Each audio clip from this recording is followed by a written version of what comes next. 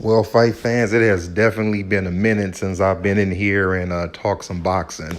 It's actually been a while since I've caught fights live over the last few months. I have caught some fights, but I have not been able to catch them the way I usually do, especially live. Some fights I've even caught like a week late, so of course I'm not going to do a video on something that old, but I did catch my man Oleksandr Usyk knock out Tony Bellew tonight. I watched the fight probably about 2 hours after it went live. I watched it on the DAZN app.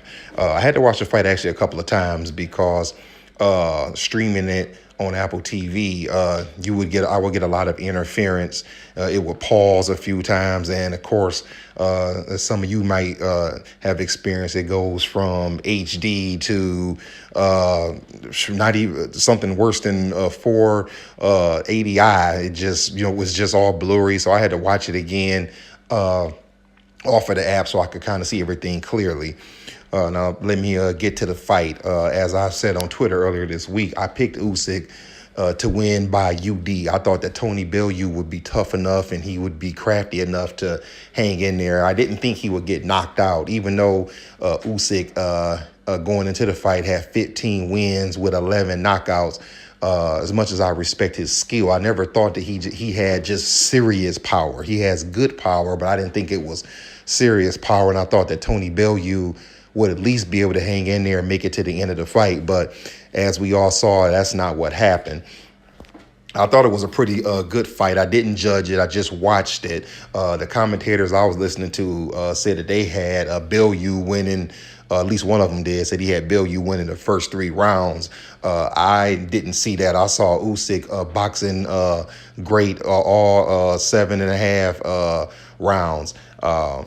At the end of the second round, I noticed that Bellew already had a mouse under his left eye, so it tells me that Usyk was landing that jab, sliding to Bellew's left and popping him with that jab. Already started to open the eye, started to put that mouse under his eye.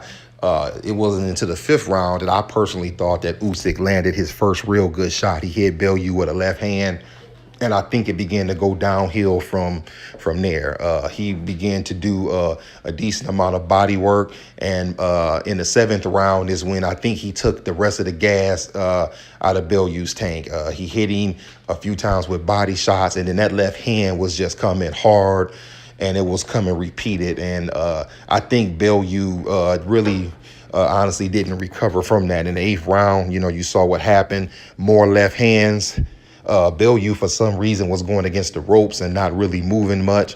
And then he gets him almost square in the ring, hits him with that straight left hand square on the chin. Bellew, he fell down. It was frightening the way that he fell flat back. And when his head hit the little advertisements, I knew that he wasn't going to get up. There was no way he was going to get up. And if he did, the ref might have stopped it. He was gone. He wouldn't have lasted much longer. And Usyk, the unified, undisputed cruiserweight champion, did his thing, and that's pretty much it for that. Let me touch on Bellew real quick. Bellew said that this would be his last fight. This would be the end of his career, but I wouldn't be surprised if he bounces back sometime in 2019, maybe fight a fight over in Liverpool against someone he can get a win against and go out at least with a win. And our last memory of him is not him laying flat on his back from that Usyk left hand. As far as Usyk goes, I don't know what's left for him at cruiserweight. He's the unified champion. He's the top of the division. He went through the boxing super series. He's talked of moving up to heavyweight. I think it's time for him just to go ahead and do that. And the opponent that I think would be a good opponent for him to start with would be Brian Jennings. Brian Jennings, the reason why I pick him is because Brian Jennings is not a big heavyweight. I believe that when you're a cruiserweight going up to heavyweight, you need to start with someone who is closer to your size. You don't need to try to jump up and fight a 240, 50, 70, 80 pound guy. You should fight someone who is probably somewhere between the 215 to 225, 228 range, someone who's closer to your size. And I actually think that would be a good fight for him. Jennings had a good win a few months back. It'll be Usyk fighting somebody with some skill. He'll be coming into the heavyweight division, not fighting a cupcake, fighting a real fighter. And from there, he can build up and move on from there.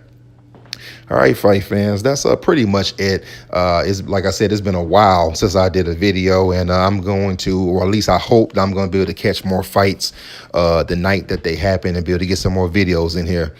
That's all I got. Let me know what y'all thought. Catch you later.